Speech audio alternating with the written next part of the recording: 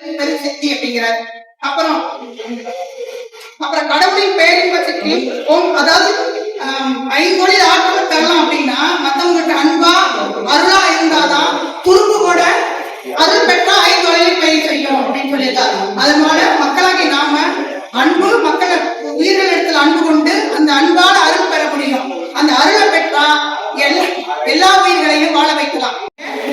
அவருடைய பெயரே காவிய பெயர் மனோன்மணி என்று தமிழ் பதுக்கிய பெரிய காவிய பெயர். அவர் வள்ளலாரை பூஜிக்கிறவர், வள்ளலாரை நேசிப்பவர். அவர் பேச்சு மிக எளிமையாகவும் மற்றவர்களுக்கு எளிமையா புரியும்படியாகவும் பேசுவார். ஏன்னா அவர் நிறைய தடவை 2-3 தடவை நம்ம சபையில வந்து பேசியிருக்காரு.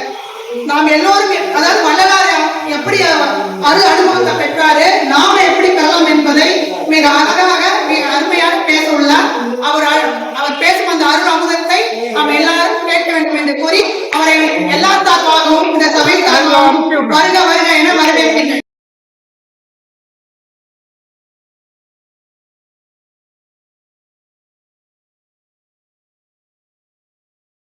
முதல் வணக்கத்தை தெரிவித்துக் கொள்கிறேன்.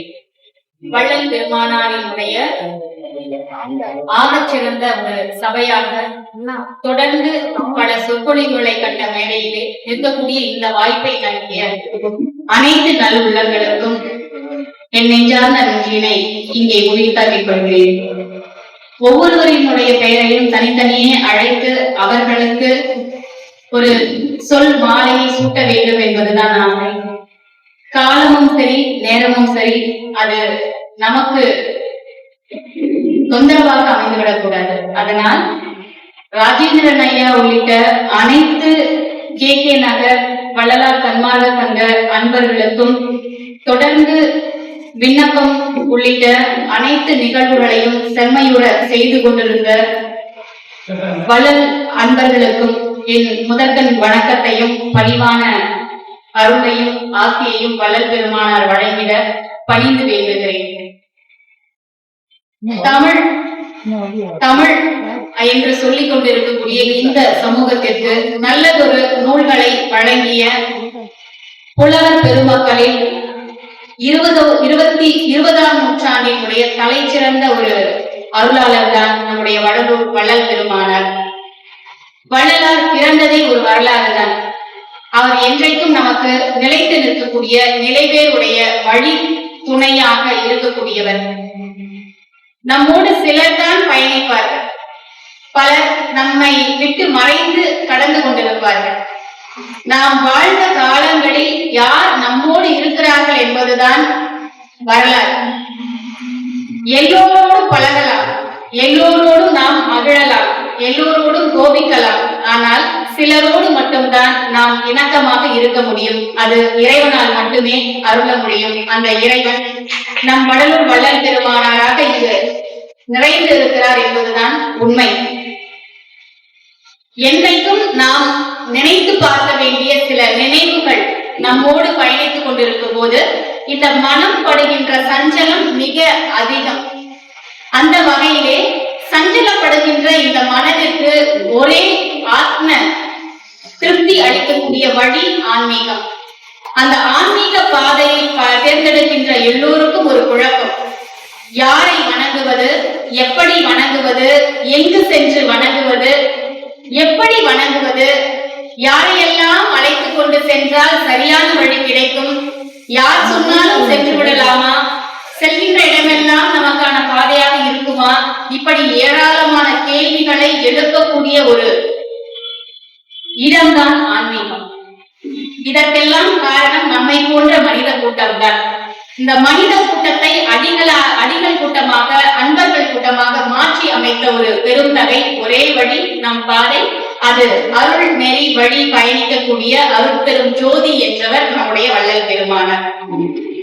யானை முகம் கொண்ட இறைவனை வணங்குவதா, வேலை கொண்டு நிற்கக்கூடிய வேளனை வணங்குவதா, அம்மையாக சொல்லக்கூடிய கொற்றவை விதியை வணங்குவதா, எல்லோரும் எழுந்து சீறி நிற்கக்கூடிய வீரத்திற்கு அடையாளமாக இருக்கக்கூடிய கொற்றவையை வணங்குவதா, இங்கு இருக்கக்கூடிய வராகியை வணங்குவதா, அங்கு இருக்கக்கூடிய திருப்பதி வெங்கடாஜலபதியை வணங்குவதா, காசு வேண்டும் என்று சொன்னால் காசு இருக்கக்கூடிய இறைவனாகிய திருப்பதியை வணங்க சென்றால் அங்கு இருக்கக்கூடிய இறைவனை கடன்பட்டான் குபேரன், குபேரனிடம் செல்லுங்கள் செல்லுங்கள் என்கிறார்கள். குபேரனிடம் சென்றால் அங்கு இருக்கக்கூடிய வழிபாட்டு தலம் எங்கு இருக்கிறது என்று பலருக்கும் தெரிவதே இல்லை. புரியாத பெயர்கள், தெரியாத ஆலயங்கள், இப்படி ஜோதிடர்கள் நம்மை வழி நடத்துகிறார்கள். எதை நம்புவது? நம்பிக்கை கடவுளாக இருக்கக்கூடியவர் தான் நம்முடைய வள்ளல் பெருமானார். எங்கும் செல்லாதீர்கள். பசித்து வரக்கூடியவர்களுக்கு உணவிட்டு பாருங்கள், அங்கே இறைவன் வீற்றிருப்பார். பசித்தோருக்கு உணவிடுங்கள். சிறு உயிர்களை துன்புறுத்தாதீர்கள். உயிர் வதை செய்யாதீர்கள். இப்படி இருந்த இடத்திலேயே இறைவனை காண முடியும் என்று அனுபவபூர்வமாக சொன்னவர் தான் நம்முடைய வடலூர் வள்ளல் பெருமானார். இதிலும் ஒரு அருள் அனுபவம் என்கின்ற பொழுது சென்னையில இருக்கக்கூடிய கந்தக்கோட்டத்திலே அற்புதமாக ஒரு நூலை எழுதினார். தெய்வமணி மாலை என்னும் நூலின் முதல் வரியே உண்டு என்று நேர்மறையாக பாடிய பாடல் கூட. எல்லோரும் இறைவனை வணங்கக்கூடிய ஒரு நெஞ்சத்தை உடையவர்களோடு என்னை சமர்ப்பி என்கிறார். ஓதாமல் ஒரு நாளும் இருக்க வேண்டாம், ஒருவரையும் கொள்ளாங்கு சொல்ல வேண்டாம் என்று அவை எதிர்மறையாக சொன்ன நல் வழியை கூட, உலக நியதியை கூட ஏன் நாம் நேர்மறையாக சொல்லக்கூடாது என்று விதைத்த அனுபவசாலி நம்முடைய வள்ளல் பெருமானார். இவரு அவராக மட்டும் இல்லாம அவரை வழிபடக்கூடிய அத்துணை பேருடைய உள்ளத்திலும் இருக்கக்கூடியவராக இருந்தார் என்பது நிதர்சனமான உண்மை. கிருபானந்த வாரியார் எல்லோருக்கும் தெரியும், பேச்சாற்றல் மிக்கவர், இறை அனுபவம் பெற்றவர். அவர் வள்ளல் பெருமானாருக்கு ஒரு முறை அவர் தன்னுடைய நூலிலே பதிவிடுகிறார். சத்திய தர்மசாலையை நிறுவுவதற்கான திருப்பணியை மேற்கொள்ளக்கூடிய வாய்ப்பு அவருக்கு கிடைக்கிறது. அப்படி கிடைக்கின்ற அந்த சூழலிலே 3500 ரூபாய் தேவைப்படுகிறது. அன்று அவர் அணிந்திருந்த நகைகளை எல்லாம் அடமானம் வைக்கிறார். திருப்பணியை செவ்வனே செய்கிறார். அடுத்த சில நாட்களிலேயே அவருக்கு ஒரு அற்புதமான மேடை பேசுவதற்கு வருகிறது. அந்த மேடைக்கு அவருக்கு கொடுக்கப்பட்ட சன்மானம் 3500 ரூபாய். அப்பொழுது அவர் பதிவு செய்கிறார். என்ன செய்கிறார்? நான் கொடுத்தது எவ்வளவோ அவ்வளவு எனக்கு திருப்பி அளிக்கக்கூடிய வல்லமையை தந்தவர் வள்ளல் பெருமானார் என்கிறார். ஆக ஆன்மீக சொற்பொழிவாளர்களும் ஆன்மாவிற்குள் அமர்ந்து வழிநடத்தக்கூடியவராக வள்ளல் பெருமானார் இருந்தார் என்பது அனுபவபூர்வமான. அருள் என்பது எது, அனுபவம் என்பது எது? இதுதான் நம்முடைய கேள்வி. இங்கு அமர்ந்திருக்கக்கூடிய நமக்கெல்லாம் அனுபவங்கள் பல உண்டு. வெளியில் இருப்பவர்களுக்கும் அனுபவம் பல உண்டு. அனுபவம் இல்லாத மனிதன் இந்த உலகத்தில் எவனும் இல்லை. தீ சுடும் என்பது சுட்டு பிறகு அனுபவித்தவர்கள் தான் நாம் ஒவ்வொருவர். ஆனால் அருள் என்பது அறிந்தவர்களால் மட்டுமே சொல்லக்கூடியது, புரிந்து கொள்ள முயற்சிப்பவர்களால் மட்டுமே உணரக்கூடியது. அப்படிப்பட்ட சூழலில் தான் நாம் இங்கே வீட்டிருக்கிறோம். அருள் அனுபவம் என்கின்ற நெருக்கத்தை நோக்கி வந்திருக்கக்கூடியவர்கள் தான் இங்கே அமர்ந்திருக்கக்கூடிய வள்ளலார் சன்மார்க்க சங்கத்தை சார்ந்தவர்கள். வெளி உலகிலே சுற்றி திரிந்து கொண்டிருக்கக்கூடியவர்கள் இன்னும் அனுபவத்தை தேடி ஓடிக்கொண்டிருக்கிறார்கள். இன்னும் அருள் வேண்டும் என்று அறியாதவர்களாகவே இருக்கிறார்கள் என்பதுதான் நிதர்சனமான உண்மை. பெற்ற தாய் தன்னை மகனை தாய் அடித்தால் தந்தை அணைப்பார், தந்தை அடித்தால் தாய் அணைப்பார். என்னை அணைப்பதற்கு நீ மட்டுமே உண்டு அப்படிங்கிறது அருள் அனுபவம். நம்மை இங்கு படைப்பதற்குத்தான் இந்த உலகமும் இந்த தாயும் இந்த தந்தையும் காரணமே தவிர இந்த தாய் தந்தையரை தாண்டி நம் எல்லோரையும் படைத்தது ஓர் இறைவன் என்கின்ற அந்த அருள் அனுபவத்தை பிள்ளை சிறு விண்ணப்பத்திலே அழகுற பதிவு செய்தவர் நம்முடைய வள்ளல் பெருமானார். எல்லோரும் கண்ணாடியை பார்க்கிறோம், ஆனா நம்முகத்தை மட்டுமே பார்க்கிறோம். ஆனால் அந்த சூழலிலும் அவர் முருக பெருமானை பார்த்தார் என்று சொன்னால் அதுதான் ஆன்மத்தினுடைய அருள் அனுபவம்.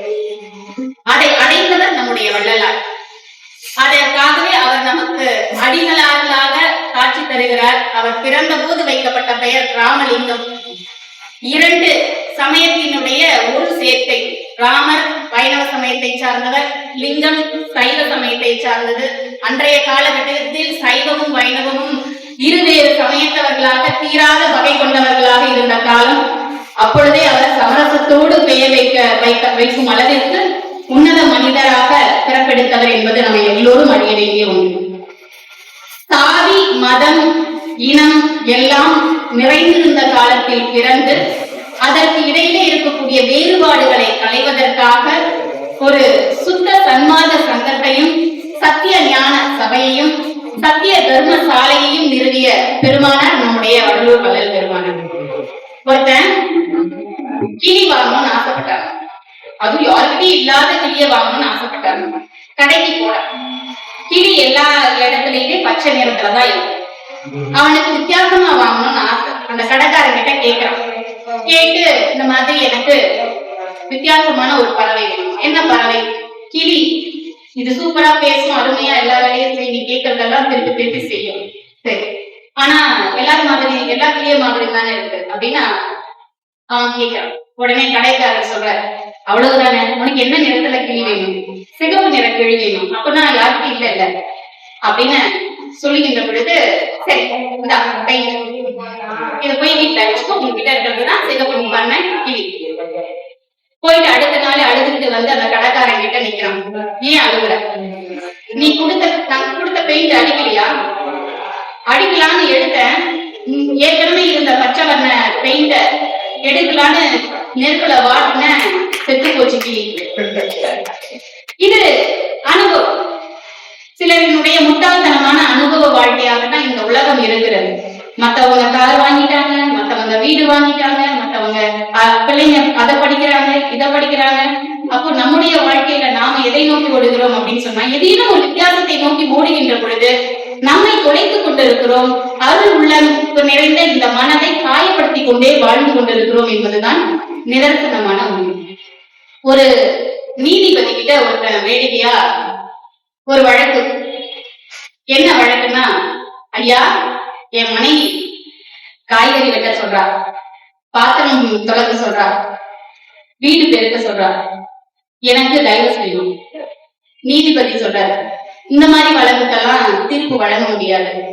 வேணா நீ என்ன பண்ணு, வெங்காயம் கட் பண்ண சொல்றாங்களா, ஃப்ரிட்ஜ்ல வச்சு கட் பண்ண, கண்ணு தண்ணி வராது. பாத்திரம் விளக்கணுமா, கஷ்டமா இருக்குன்னா கொஞ்சம் தண்ணியில ஊற வச்சுட்டு அதுக்கப்புறமா விளக்கு, எளிமையா இருக்கும். வீடு பெருக்கிறது கஷ்டமா இருக்கா, கொஞ்சம் மேட்டெல்லாம் போட்டு உள்ள வரும் போதே காலை தட்டிட்டு வாங்கன்னு சொல்லி உனக்கு வீட்டுக்குள்ள அதிக குப்பை தங்காது. அதோட கொஞ்சம் சர்ஃபெக்ஸ் எல்லாம் போட்டு துணியை ஊற வச்சதுக்கு அப்புறம் நீ துவைச்சினா உனக்கு துணியெல்லாம் பளபளன்னு இருக்கும் அப்படின்னு சொன்னாராம் நீதிபதி. உடனே இவர் சொன்னாங்க, பரவாயில்ல பரவாயில்ல, என் வாழ்க்கை பாத்திரத்தோட நின்னது, நீதிபதி நீங்க துணி துவைக்கிற அளவுக்கு போயிட்டீங்க, அதனால என்னுடைய வாழ்க்கையை நான் சரியா இனிமே பாத்துக்கிறேன் அப்படின்னு போனாராம். அப்போ விதி வழியது. நாம நினைச்சிட்டு இருக்கோம் நமக்கு மட்டும்தான் இந்த கஷ்டம். உலகத்துல இருக்கிற எல்லாருக்குமே கஷ்டங்கள் இருக்கு. அந்த கஷ்டத்தை எந்த அளவிற்கு அவரவர்கள் கோணத்துல நின்று சமாளிக்கிறோமோ அந்த அளவிற்கு வாழ்க்கை இனிமையானது. இந்த இனிமையான வாழ்க்கையை தான் நாம நின்று நிதானித்து யாரிடம் பெற வேண்டும் என்று சொன்னால், வள்ளல் பெருமானாரினுடைய திருவருட்பா என்னும் அற்புதமான நூலை படிப்பதன் மூலமாக பெற முடியும். அவர் ஜோதியின் வடிவமாக இறைவனை கண்டது சித்த நிலைக்கு ஒரு உதாரணம். 18 சித்தர்களில் ஒரு சித்தராகவே இன்று நாம் பட்டியலிடக்கூடிய அளவிற்கு சித்த ஞானம் பெற்றவர் தான் நம் வடலூர் பெருமானார். அவர் ஒரு சித்தரும் கூட. அந்த அளவிற்கு அவர் இந்த மனு உலகிற்கு வழங்கி சென்றிருக்கக்கூடிய அந்த சத்திய ஞான சபை செய்து கொண்டிருக்கக்கூடிய பணி, அதன் வழி அங்காங்கே அவர்களுடைய அன்பர்கள் இது போன்ற ஒரு நிகழ்வையும் பத்தி ஆற்றுதலையும் செய்து கொண்டிருக்கக்கூடிய இந்த தன்மை அருள் அனுபவத்தினுடைய விளைவு. அதுவும் வள்ளலாருக்கு மட்டுமல்ல, அவர் வழி நிற்கக்கூடிய அனைவருக்கும் அந்த ஆசை உண்டு என்பதை நிறைவு செய்து கொண்டிருக்கக்கூடிய, நிரூபித்துக் கொண்டிருக்கக்கூடிய அவைதான் இந்த அற்புதமான வள்ளலார் சன்மார்க்க சங்க சபை. நான் வீரம்னு எதை நினைக்கிறோம் அப்படின்னு சொன்னா, எதிரில் நிற்கக்கூடியவர்களை அடித்து கத்தி வார்த்தைகளால் காயப்படுத்திவிட்டால் நாம் அவர்களை வெல்லக்கூடிய வீரர் என்று நாம் நினைச்சுக்கிறோம். ஆனா வீரம் என்பது எதுன்னு சொல்றாங்க தெரியுங்களா? ஒன்றாக காண்பதே காட்சி, புலனைந்தும் வென்றார்த்தம் வீரமே வீரம். இது அவையினுடைய வாக்கு. அது அவையினுடைய வாக்கு மட்டுமல்ல, வாழ்ந்து காட்டிய நம் வள்ளலாரினுடைய வாழ்வு. வாழ்க்கை என்பது ஐம்பூதங்களை அடக்கி ஆள்வது போல நம் ஐம்புலன்களையும் அடக்கி ஆளும் வல்லன்மையை பல இடங்களில் வள்ளல் பெருமானார் நமக்கு பதிவு செய்து வழிகாட்டி சென்றிருக்கிறார். அதற்கு உச்ச துணையா இருக்கக்கூடியதுதான் நம்முடைய திருவருள். அதை தாண்டி மனுநீதி சோழனுடைய கதையை நாம் எல்லோரும் படித்திருக்கிறோம். தேர்காலில் விட்டான், தேர்காலில் வந்து சிக்குண்ட கன்றை இழந்த பசுவினுடைய கண்ணீரை துடைத்த அந்த சோழ பேரரசன் தன்னுடைய மகனையும் அதில் இட்டு அதனுடைய துன்பத்தை போக்கிய திருப்தி அடைந்தான் என்னும் போது வள்ளல் பெருமானார் இல்லை, அது மீண்டும் உயிர் குற்றது. இந்த உலகுக்கு வாழ்க்கை தருவதற்காக மட்டுமே, அனுபவத்தை தருவதற்காக மட்டுமே இந்த கதை உருவாக்கப்பட்டது. இந்த கதைக்குள் நாம் தெரிந்து கொள்ள வேண்டியது இறை ஞானம் என்றவர் நம்முடைய வள்ளல் பெருமானார். எல்லாமே கதை, நிறைய கதைகள் இங்க உள்ளது. எதை நாம நம்புறது, எதை நாம நம்பக்கூடாது. கர்ண பரம்பரை கதைகள் இந்த உலகத்துல ஏராளம். ஒரு உதாரணத்துக்கு சொல்றேன். இந்த கதை நபிகள் நாயகத்துக்கும் சொல்லப்படுது, புத்தருக்கும் சொல்லப்படுது, காந்திக்கும் சொல்லப்படுது. ஒரு அம்மா தன்னுடைய குழந்தை எப்பொழுது பார்த்தாலும் இனிப்பு சாப்பிட்டுட்டே இருக்கிறா. அந்த குறைய போக்கணுங்கிறது அவருடைய ஆசை. அதுக்கு யார் சரியான தீர்வளிப்பாங்கன்னு காத்துட்டு இருக்கா. யார்கிட்ட போயும் விடை கிடைக்கல. ஒரு முறை நபிகள் நாயகம் வருகிறார். அவரிடம் போய் கேட்கலாம் அப்படின்னு மக்கள் எல்லாம் சொல்றாங்க. அந்த அம்மா போய் கேட்கிறாங்க. நபிகள் நாயகம் சொல்றாரு, இன்னைக்கு போயிட்டு நாளைக்கு வாங்க. நாளைக்கு வராங்க. அந்த பாப்பாவை கூப்பிட்டு இனிமே இனிப்பு சாப்பிடாத. இந்த வார்த்தையை சொல்றதுக்கு நீங்க நேத்தே சொல்லிருக்கலாமே, அவங்க அம்மா கொஞ்சம் கடுப்பா கேட்கிறாங்க. இல்லம்மா, நேத்து வரைக்கும் நானும் இனிப்பு சாப்பிட்டுட்டு இருந்தேன். சாப்பிட்டுட்டு இருக்கிற செயலை இன்னொருத்தங்களை நான் திருந்தாம இன்னொருத்தங்களை திருத்தக்கூடாது. அதனால இன்னைக்கு நான் திருந்திட்டேன். இப்ப நான் சொல்வதற்கு தகுதியானவன்னு தகுதிப்படுத்திட்டு சொன்னாரா. இந்த நிகழ்வை புத்தர் பெருமான் கிட்ட போனதாகவும் ஒரு கதை உண்டு. காந்தியிடம் சென்று தெளிவு பெற்றதாகவும் ஒரு கதை உண்டு. இது போல பல கதைகள் நன்மை பயக்கும் பட்சத்தில் எல்லோருக்கும் பொருந்தக்கூடிய கதைதான் இந்த கதை. இது மாதிரி வள்ளல் பெருமானார் கிட்ட இது நடந்த நிகழ்வு. எது ஆணவம்னு தெரியல. சில பேர் வள்ளலாரினுடைய வளாகத்திற்குள்ள வராங்க. வரவங்கள்ல சில பேர் அவர்கள் காதில் படும்படி என்ன ஆணவத்தோட இருக்கான் அப்படிங்கிற வார்த்தையும் அவர்கள் காதல விடுது. நாம என்ன அப்படி பண்ணிட்டோம் அப்படின்னு அவங்களுக்கு கேள்வி. வள்ளலார் வரட்டும்னு காத்துட்டு இருக்காங்க. வள்ளலார் கிட்ட கேக்குறாங்க, ஐயா, நான் இங்கே வருகிறேன், அருள் பெறுவதற்காக வருகிறேன், இறை ஞானம் பெறுவதற்காக வருகிறேன், உங்கள் அருளாசியை பெறுவதற்காக வருகிறோம். ஆனால் எங்களை சில பேர் காயப்படுத்தும் வகையில் இவர்கள் ஆணவத்தோடு வருகிறார்கள் என்கிறார்களே, எது ஆணவம்? ஒரே வார்த்தை, கைகள் வீசி நடப்பதற்கும் நானே கைகளை கட்டியே நடந்தேன். கை வீசி நடக்கிறது கூட ஆணவத்தினுடைய வெளிப்பாடு. அடக்கம் என்பது மட்டுமே பணிவினுடைய வெளிப்பாடு என்று அழகா ஒரே வார்த்தையில விளக்கம் கொடுத்தவர் வள்ளல் பெருமானார். அனுபவம் என்பது அருளோடு இருக்கும் பட்சத்தில் அது அனைவருக்கும் பயன்படக்கூடியது. அப்படி பயனுள்ள விஷயங்களை நமக்கு தரக்கூடிய யாராக இருந்தாலும் ஏற்றுக்கொள்ள வேண்டிய வாழ்வை நாம் மறுக்க கூடாது. மறுப்பதற்கான இடம் இது இந்த வள்ளலார் சபையிலே இருப்பதற்கு இடமே இல்லை. ஏன்னா அத்துணையும் ஏற்கத்தக்க கருத்துக்கள். பசித்தோர் முகம் வாடுவது கண்டால் தயை கூர்ந்து அவர்களுக்கு அருள் புரியுங்கள். வாடிய பயிரை கண்டபோதும் வாடினோம். 6 அறிவு கொண்ட மனிதன் 5 அறிவு கொண்ட உயிரையும் சரி, 4 அறிவு கொண்ட உயிரையும் சரி, 3 அறிவு கொண்ட உயிரையும் சரி, 2 அறிவு கொண்ட உயிரையும் சரி, 1 அறிவு கொண்ட புல்லானாலும் நாம் அதற்கு இரக்கம் காட்டும் வகையில் செயல்படுதல் வேண்டும் என்பதற்காகவே வாடிய பயிரை கண்ட போதெல்லாம் வாடினேன் என்று அழுத்தம் திருத்தமாக பதிவு செய்து இங்கு நம் மனதிலே நிறைந்திருக்கக்கூடிய அருள் இறைவன் தான், அருளாசி வழங்கக்கூடிய பெருமானார் தான் நம்முடைய வள்ளல் பெருமானார். எப்போதுமே நாம சிந்தித்துக் கொண்டே இருக்கிறோம். எதையாவது யோசிச்சுட்டே இருக்கோம். எதுலையாவது நமக்கு நிம்மதி கிடைக்குதா? எதிலாவது நாம் திருப்தி அடைகிறோமா? எதிலாவது நாம் போதும் என்ற மனநிலையை உடையவர்களாக இருப்போமா? இதெல்லாம் கேள்விக்குறியாகவே இருக்கு. இங்கு எல்லோருமே அனுபவத்தர்கள். உங்களுக்கு தெரியாததை நான் எதுவும் புதிதாக பேசிவிடப் போவது இல்லை. இவர் என்னதான் பேசி விடுவார் நம்மை தாண்டி என்கின்ற ஒரு கேள்வியும் இங்கு பலருக்கும் இடக்கூடும். இந்த உலகமே அப்படித்தான்.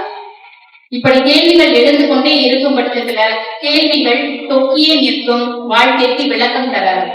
யாரையாவது நாம் நம்ப வேண்டும், அது ஆன்மீக பாதையாக இருக்க வேண்டும். அந்த பாதைக்கு நமக்கு வழி தேடக்கூடிய சொல்லக்கூடிய ஒரு நபராக இருக்க வேண்டும். அப்படிப்பட்ட பாதையில் நம்முடைய வள்ளல் பெருமானார் ஒரு முறை ஒரு சுந்தர சுவாமிகள் அவர்களை சந்திக்கணும்னு ஆசைப்படுறாரு. அப்படி சந்திக்க விருப்பப்பட்ட போது சுந்தர சுவாமிகள் கிட்ட ஆள் அனுப்பி வள்ளல் பெருமானார் உங்களை சந்திக்கணும்னு ஆசைப்படுறாரு அப்படின்னு சொன்ன வேகத்துக்கு வந்தவர் தான் யாருன்னா வள்ளல் பெருமானார் இல்ல, சுந்தர சுவாமிகள் வள்ளலார் இருக்கக்கூடிய இடத்திற்கே வந்தார் என்று சொன்னால் அங்கு இருக்கிறது அவர்களுடைய ஈர்ப்பும் இறை ஞானமும் அருள் நிறைந்த அந்த பண்பு. வந்ததுக்கு பிறகும் நேருக்கு நேர் உட்கார் சுந்தர சுவாமிகள் ஒரு பக்கமாக உட்காரு. ஏன்னு கேள்வி நம்ம எழுப்பும் போது அவருடைய அருள் ஆற்றல்களின் முன்பு நாம் நிகராக அமரக்கூடிய அந்த தகுதி இல்லை என்று பதிவு செய்ததாக வரலாறு. போனதன் பிறகு வள்ளல் பெருமானார் கண்ணீர் வடித்தாராம். ஏன் என்று கேட்டால் இன்னும் 6 மாதமே அவர் இந்த மண்ணுலகில் இந்த இறை உடலோடு இருப்பார் அப்படின்னு சொன்னார். அந்த அளவிற்கு அருள் ஆற்றல் மிக்கவராக வாழ்ந்த போதே நமக்கு ஒரு சித்த நிலையை வெளிப்படுத்தியவர் வள்ளல் பெருமானார். எல்லோருக்கும் அனுபவம் உண்டு. என்ன அனுபவம்னு கேட்டோம்னா, சைக்கிள் ஓட்டும் போது கீழே விழுந்த அனுபவம், அடுப்பு முத கேஸ் வந்தப்போ வெடிச்சிருன்னு சொன்னப்போ அதை பயன்படுத்த பயந்த அனுபவம், விளக்கு மின் விளக்கு மின்விசிறி எல்லாம் வந்தப்போ சுவிட்ச் போட பயந்த அனுபவம். இவங்கெல்லாம் நம்ம இங்க இந்த பீரியட் ஆட்கள்லாம். இப்ப இருக்கிறவங்க பயப்படுறது எல்லாமே கார்ல போனா ஆக்சிடென்ட், ஸ்பீடு லிமிட் தாண்டிச்சுன்னா ஆக்சிடென்ட் ஆயிடும், டிராவல்ஸே பயமா இருக்கு. பஸ்ல போயிட்டு சொகுசா வந்துகிட்டு இருந்தவங்களுக்கு பயம் வந்துருச்சு. ஏன்னா இப்ப ஆந்திரால 25 பேர் டிராவல்ஸ்ல ஒரே நேரத்துல இறந்துருந்தாங்க. கொஞ்ச வருஷத்துக்கு முன்னாடி ட்ரெயின்ல போகவே பயப்படுற அளவுக்கு 2 அடுத்தடுத்த ஆக்சிடென்ட் நடந்துச்சு. அப்ப ட்ரெயின்ல போக அந்த காலகட்டங்கள் மனதுல பதியும் போது அது ஒரு பயம் வந்தது. வன்மங்கள், குழந்தை சிறுமி காணம்னு சொல்லும் போது நம்ம வீட்டு பிள்ளைங்கள அதிக அளவுல தொந்தரவு பண்ணி மனத்துல பயம் நிறைந்தது. இன்னொரு பக்கம் 5 வயது சிறுமி பாலியல் வன்கொடுமை பக்கத்து வீட்டுல பயம் வருது.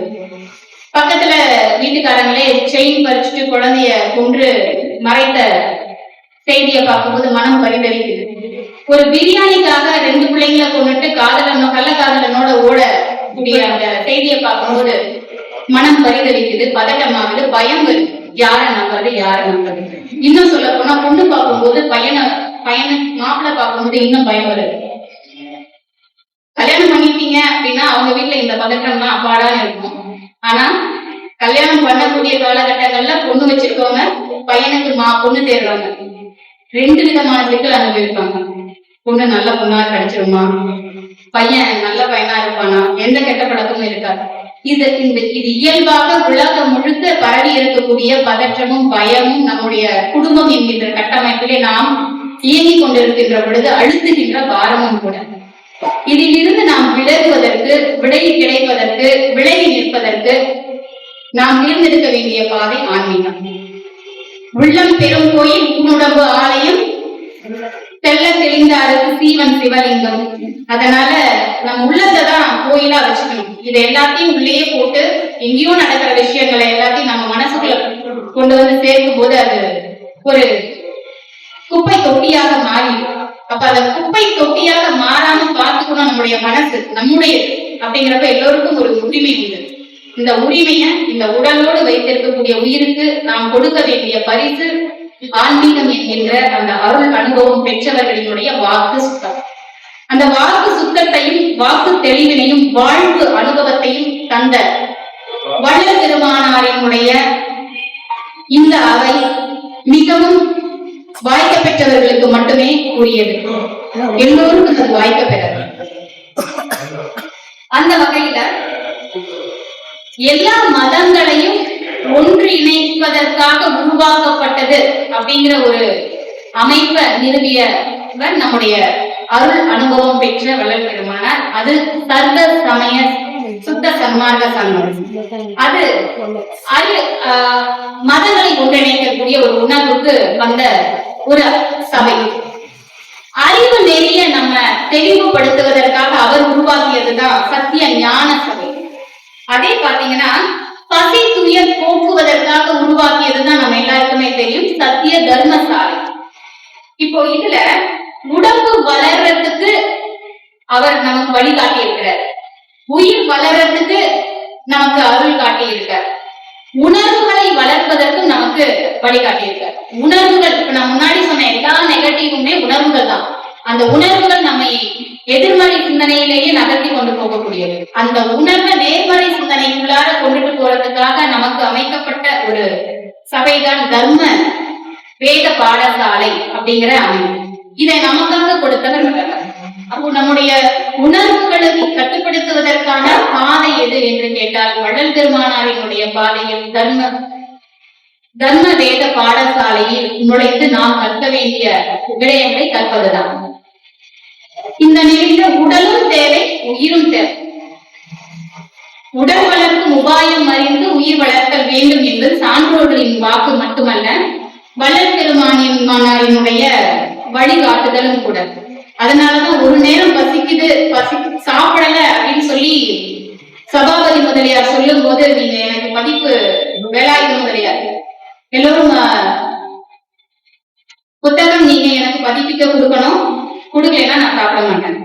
ஒருவேளை சாப்பிட மாட்டேன்னு சொன்னதுக்கே பரிதவிச்சு போய் இல்ல நான் பதிப்பிக்க கொடுக்குறேன்னு சொல்லக்கூடிய அளவிற்கு வள்ளல் பெருமானார் பசி துயரை அறிந்தவராக இருந்தார். நம் மனம் எதை நாட வேண்டும், எதை நாடக்கூடாது, இந்த இரண்டு நிலைகள்லையும் நாம அவர் நினைத்து பார்க்கணும். இன்னமும் நமக்கு இடையில சாதிய வேறுபாடு உண்டு, மத வேறுபாடு உண்டு, சமய வேறுபாடு உண்டு. அதையெல்லாம் பொய் அப்படின்னு சொன்னவர் நம்முடைய வள்ளல் பெருமானார். அதையெல்லாம் நீக்கி நமக்கு ஒற்றுமை உணர்வை காட்டக்கூடியது ஜோதி வடிவம் என்கிறார். சாதியும் மதமும் சமயமும் பொய்யென ஆதியில் உணர்த்திய அருட்பெரும் ஜோதி என்ற அவருடைய வாக்கு எளிமையாக நமக்கு சென்று சேரக்கூடியது. நாம் என்ன பண்றோம், படங்களுக்கு உணவளிக்கிறோம், படத்திற்கு முன்பு படையல் போடுகிறோம். படமாட கோயிலுக்கு ஒன்று திருமூலர் சொல்லுவார், படமாட கோயில் ஒன்று பகவத்கீதையில் அது நடமாட கோயிலுக்கு நம்மவருக்கு அது ஆகாது, அதனால நீ என்ன பண்ணு, நடமாட மனிதர்களுக்கு வழங்கு அப்படின்னு சொல்லக்கூடிய அந்த வாக்கினை செயலாக மாற்றி வரலாறாகவே நமக்கு கொடுத்து இன்று வழிகாட்டி இருக்கக்கூடியவர் நம்முடைய வள்ளல் பெருமானார். இந்திய அரசு இவருக்கு 2007ஆம் ஆண்டு அஞ்சல் தலை வெளியிட்டு சிறப்பித்தது என்று சொன்னால் தமிழக அளவில் அல்ல, இந்திய அளவில் அவருடைய பணி சென்று தேர்ந்தெடுக்கிறது. அப்படிப்பட்ட பெருமானாரினுடைய வாழ்வு இந்த மண்ணுலகிற்கு தேவைப்படுகின்றது என்பதை அரசும் உணர்ந்திருந்தது என்பதுதான் நிதர்சனமான உண்மை. இந்த வகையிலே நாம் நம்முடைய வாழ்வில் எதை செய்யணும், எதை செய்யக்கூடாது, பொதுவா கடவுள் வழிபாடு அப்படிங்கிறதுக்குள்ளார ஒரு சில அனுபவ கதைகள் நமக்கு இருக்கும். அந்த வகையில எப்போ நாம இறைவனை நினைக்கணும், எல்லா நேரங்களிலும் நினைக்கணுமா அப்படின்னு ஒரு கேள்வி எழுது. நாராயண பெருமான் எப்பொழுதுமே பெருமானை நினைச்சுக்கிட்டே இருப்பாரு. அப்படி நினைச்சிட்டு இருக்கிற அவரு ஒரு நாள் என்ன பண்றாரு அப்படின்னு சொன்னா, இந்த கர்வத்தோட சுத்துறாரு. அது பெருமான் கிட்டேயே போய் நின்று கர்வத்தை வெளிப்படுத்துறாரு. என்ன கர்வம், நான் தான் இந்த உலகிலேயே பெருமானினுடைய தீவிர பக்தன், நான் மட்டுமே தீவிர பக்தன் அப்படின்னு கர்வத்தோட போய் நிற்கிறார். பெருமான் சிரிச்சுக்கிட்டே இருக்கார். என்ன இந்த புன்னகைக்கு அர்த்தம் இறைவான்னு கேட்கிறார். அதுக்கு அவர் சொன்னாரு, உன்னை விட ஆகச் சிறந்த பக்தன் இந்த மண்ணுலகில் உண்டு அப்படிங்கிறது. யாரு என்னை விட அப்படிப்பட்டவன நான் பார்க்கணும், போய்பார், கீழே ஒரு குயவன் இருப்பான், அவனை சந்தித்து வா அப்படின்றது. கீழே போறாரு, குயவன் காலையில இருந்திருக்கிறான், பெருமாளே நீயே துணைங்கிறான். தொடர்ந்து இறைவன் வணங்கிய பின்பு தன்னுடைய குயவு பணியை தொடங்கலாம். தொடங்கி செய்து கொண்டே இருக்கிறான். பொழுது சாயுது, உணவு நேரம் வருது. உணவு நேரத்தின் போது மட்டுமே பெருமானியுடைய பெயரை அழைக்கிறான். அதுக்கடுத்து மாலை நேரம் வருது, இறைவன் உண்ணுகிற நேரம் வந்து இறைவனின் பெயரை நினைச்சான். அதுக்கு பிறகு தன்னுடைய மற்ற பணிகளை நிறைவு செஞ்சுட்டு தூங்க போறான். தூங்குறதுக்கு முன்னாடி ஒரு முறை பெருமானியுடைய பேரை உச்சரிக்கிறான், நாராயணா நாராயணா. ஆக மொத்தத்தில் ஒரு நாளைக்கு அதிகபட்சம் 5 முறை உச்சரித்திருக்கோம்.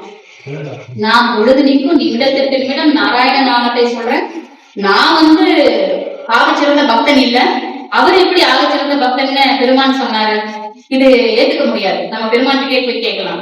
போறாரு, அங்க இருக்கக்கூடிய பெருமான் கிட்ட கேட்கும் போது, நீ நான் சொல்லுகின்ற ஒரு வேலையை மட்டும் செய்யும், அதுக்கப்புறம் நீ கேட்கிற கேள்விக்கு பதில் சொல்லு. கையில ஒரு கிண்ணத்துல எண்ணெய் கொடுக்குறாரு, இந்த உலகத்தை சுத்தி வா. கையில எண்ணெய கீழே சிந்தாம சுத்தி வரணும். கையில குவளை வைக்கப்படுது, எண்ணெய் ஊற்றப்படுது, சுத்தி வராது நாராயணன். சுத்தி வருகின்ற அந்த நேரத்துல எத்தனை முறை என்னை நினைத்துக் கொண்டார்? இறைவனினுடைய கேள்வி. அதுதான் இந்த மண்ணுலகினுடைய நியதி, இறை படைப்பினுடைய நியதி. உனக்கு கொடுக்கின்ற கடமையை செவ்வனே செய்து என்னையும் நீ மறவாது இருப்பதுதான் உண்மையான பக்தி. என்னை மட்டுமே நினைத்துக் கொண்டு எல்லாவற்றையும் என் மீது சுமத்துவது இறை பக்தி அல்ல அப்படின்னு சொன்னாங்க. அப்போ இந்த மண்ணுலக வாழ்க்கையை நாம வந்து சேர்ந்துட்டோம். மண்ணுலக வாழ்வை அடையணும் பாருங்க. அதனாலதான் அவர் சொல்றாரு, வள்ளல் பெருமானார், கடவுளை நினைச்சிரு, கடவுள் ஜோதி மட்டுமே நமக்கு பிரிக்கவே இல்லை. ஜோதி வடிவமாக நமக்குள்ள ஒளிஞ்சு இருக்கிற அந்த இறைவனை உணர். இந்த மண்ணுலக வாழ்க்கை வாழக்கூடிய அத்துணை பேருக்குள்ளாரும் இறைவன் இருக்கிறான். அவனுக்கு நீ செய்ய வேண்டியது அந்த உயிர் இருக்கக்கூடிய உடலுக்கான தேவையை நிறைவு செய்வது. அதுதான் பசித்தோர் முகம் பாராவே பசித்துயர் போக்கு அப்படிங்கிறது. இப்போ இது மாதிரி இன்னொரு நிலையில பாத்தீங்க அப்படின்னா, ஒரு யானை வாகனம் ஒரு தெருவுல மதம் கொண்டு ஓடுது. அந்த தெருவுல எல்லாரும் தெரிச்சு ஓடுறாங்க. ஒருத்த மட்டும் திமிரா வந்துட்டு இருக்கான். அவனுக்கு என்ன திமிர் அப்படின்னு சொன்னா, இறைவன் தன்னை காத்து விடுவான் என்கின்ற திமிர். ஏன்னா அவனுக்கு நம்பிக்கை கடவுள் மேல. எல்லாம் கடவுள் பார்த்துப்பார், எது கேட்டாலும் கடவுள் பார்த்துப்பார், எல்லாம் கடவுள் பார்த்துப்பார். அப்படியே சொல்லிக் கொண்டிருந்த அவனுக்கு மட்டும் அந்த வார்த்தை கடவுள் பார்த்துப்பார் என்ற சொல்லாக மாறுது. அதனால தைரியமா அந்த பாதையில நடந்து வர. மத்தவங்க எல்லாம் தெரிச்சு பாதுகாப்பான இடத்துக்கு ஓடிட்டு இருக்காங்க. இந்த யானை அந்த பாதையில வருது. கர்வத்தோடு வந்த அந்த அடியவனை தூக்கி வாரி போடுது. ஐயோ அம்மா கடவுளை என்னை இப்படி சோதிச்சுட்டியே அப்படின்னு கதறுகிறாங்க அடியவன். இறைவா என்னை கைவிட்டுட்டியேன்னு சொல்லும் போது இறைவன் என்ன பண்றாரு அப்படின்னா, அவனுக்கு அசரீதியாக அவனோடு பேசுகிறார். நான் எங்கே உன்னை காப்பாத்தாம போனேன்? நான் தான் உன்னை காப்பாற்றுவதற்கு வழி சொன்னேனே. என்ன இறைவா சொல்கிறாய்? நான் தான் யானை பாகனுடைய வடிவத்துல வந்து உன்னை பாதுகாப்பான இடத்துக்கு போன சொன்னனே, ஏன் போல? அப்ப நீ என்ன நினைக்கிறாய் மனிதா? நீ என்ன நினைக்கிறாய்? நீ நினைக்கின்ற வடிவத்தில் இறைவன் வர வேண்டும் என்று நினைக்கிறாய். அந்த வடிவத்தோடு வந்தால் மட்டுமே கடவுளை கடவுளாக பார்க்க வேண்டும் என்று நீ நம்புகிறாய். அதனால் கடவுள் என்பது நீ நினைப்பது மட்டுமே என்ற இந்த எண்ணத்தை மாற்றி